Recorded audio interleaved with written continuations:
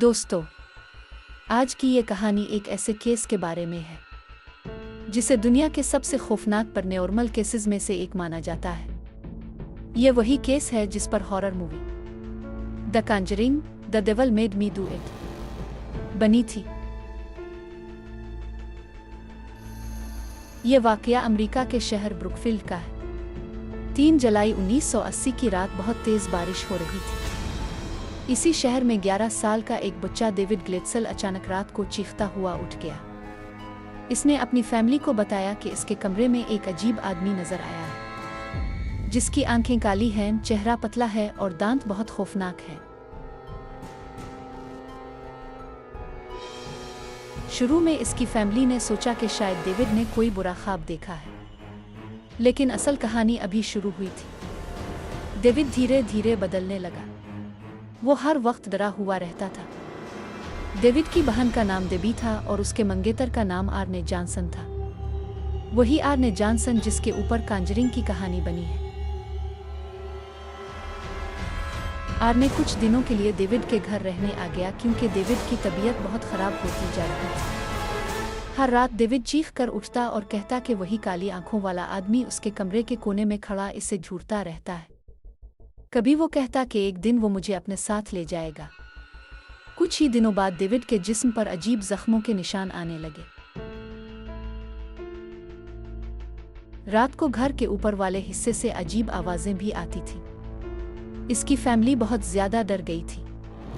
वो डेविड को डॉक्टर्स के पास भी ले गए, लेकिन इसकी हालत और खराब होती गई। डेविड अजीब आवाजों में बात करने लगा। कभी वो ऐसी बातें करता जो इसने कभी सीखी ही नहीं थी। ये केस धीरे धीरे पूरे अमेरिका में मशहूर होने लगा। इसी दौरान मशहूर पैरानॉर्मल इन्वेस्टिगेटर्स एड वॉरन और लॉरेन वॉरन भी इस केस की इन्वेस्टिगेशन करने लगे। उनका दावा था कि डेविड के साथ एक नहीं बल्कि 40 शैतानी रूहें मौजूद हैं। लेकिन फिर इस कहानी में आर्ने जॉनसन का रोल शुरू होता है। एक दिन आर्न ने मजाक में चीखते हुए कहा था, ये शैतान मुझसे डरते हैं। इसे ये बिल्कुल अंदाजा नहीं था कि इसकी अपनी जिंदगी तबाह होने वाली है। नवंबर 1980 तक डेविड की तबीयत कुछ बेहतर हो गई, लेकिन अब आर्न के साथ अजीब वाकयात होने लगे। आर्न एक सीधा सादा और मेहनती आदमी था। इसका कोई क्रिमिनल रिकॉर्ड भी नहीं था, लेकिन अब वो अचानक लोगों पर गुस्सा करने लगा और बगैर वजह धमकियां देने लगा। एक बार उसकी गाड़ी एक्सीडेंट का शिकार हो गई और आर्ने का कहना था कि किसी शैतानी ताकत ने इसकी गाड़ी को कंट्रोल से बाहर कर दिया था। फिर 16 फरवरी 1981 को ब्रुकफील्ड में अफरा तफरी मच गई।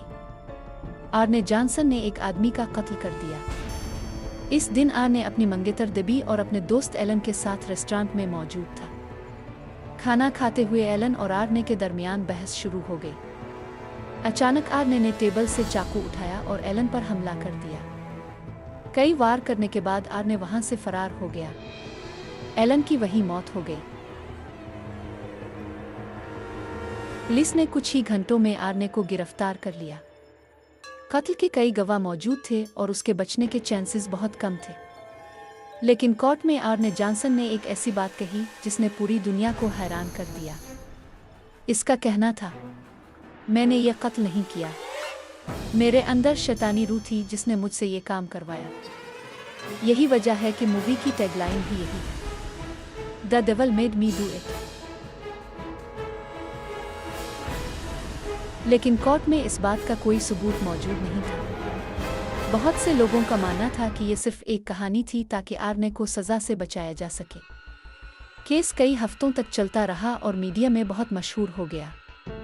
आखिरकार कोर्ट ने आर्ने की पैरानॉर्मल वाली बात को मानने से इनकार कर दिया और इसे 10 साल कैद की सजा सुना दी गई। लेकिन अच्छे रवैये की वजह से आर्ने सिर्फ 5 साल बाद जेल से रहा हो गया। इस केस पर बाद में एक टीवी फिल्म और किताब भी लिखी गई जिसका नाम द डेमन मर्डर केस है। 2021 में इसी केस पर movie the Conjuring the devil made me do it release हुई, जिसने इस पुराने और खौफनाक केस को दोबारा दुनिया भर में मशहूर कर दिया। आर्ने जॉनसन जेल से रहा होने के बाद इसने डेबी से शादी कर ली और ये दोनों कई सालों तक साथ रहे। बहरहाल इस केस में कितनी सच्चाई है ये तो अल्लाह ताला ही जानता है। अगर आपको ये वीडियो पसंद आई है तो वीडियो को लाइक करें और चैनल को सब्सक्राइब करें और बेल आइकन ज़रूर दबाएं ताकि नई आने वाली वीडियो आपको मिल सके। शुक्रिया।